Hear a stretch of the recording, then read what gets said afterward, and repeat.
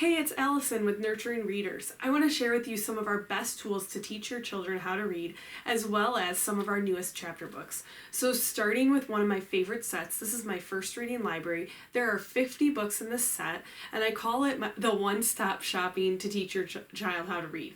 So there is tons of online resources that come with that set, but what I really love is it's progressive, so it's going to help your child gain their confidence as they're learning to read.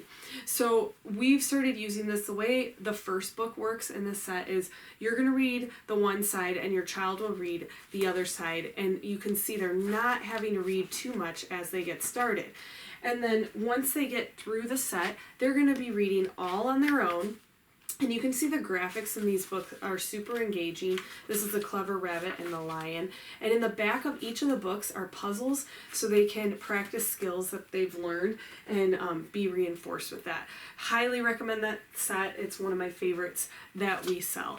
All right, also to help teach your children how to read, this is Unicorns and Uniforms and Other Tales. This is a phonics set that comes with 6 different phonics readers, and each one focuses on a different phonics sound. I love this. It's a great deal because if you were to buy the books individually, they'd be $6.99, and this whole set is $14.99 total, so that's a great deal. One of the books in here is Lizard in a Blizzard, so it focuses on the Z sound, but you can see just by the title, the names and the stories are super silly, so they engage the kids in them as well. All right, next, let's get to some chapter books. We have some new little chapter books. This is Sophie Takes to the Sky, and then Rose's Dress of Dreams. I love these new books. They're historical fiction, and this one in particular, Rose, is all about Rose, who is a fashion designer, or wants to be a fashion designer, and she actually, it's based on the story of Rose, who was one of the first fashion designers for Marie Antoinette. So definitely a fun one, and it's a fictional book, so that makes it relatable for kids and perfect for ages 6 to 9 on that one.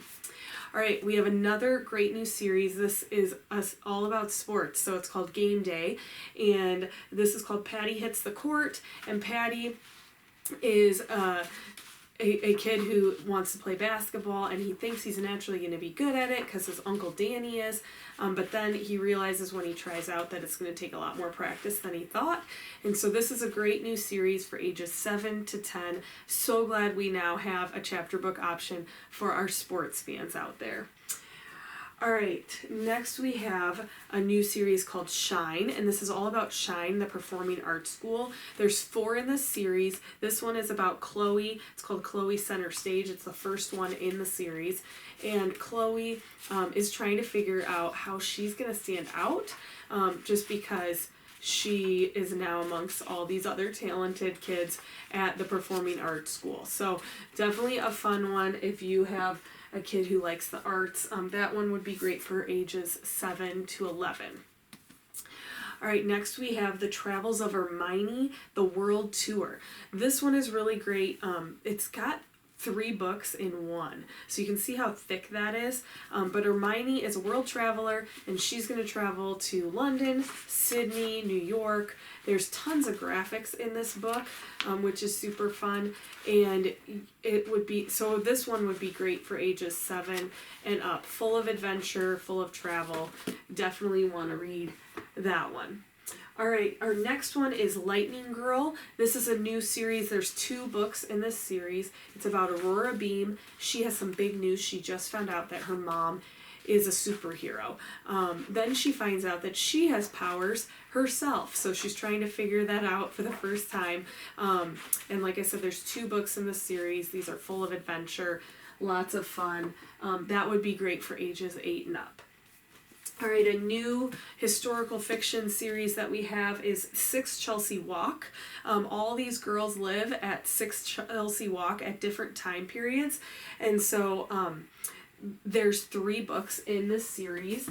This one is Girls at War and Girls on the Up, and this is about Josie, who lived during World War II time period in the early 1940s, and then Andy, who lived in the late 60s during the moon landing, the first moon landing, and she wants or dreams to become an artist and is inspired by the upcoming moon landing. So this is a great option if you have a kid who would like historical fiction.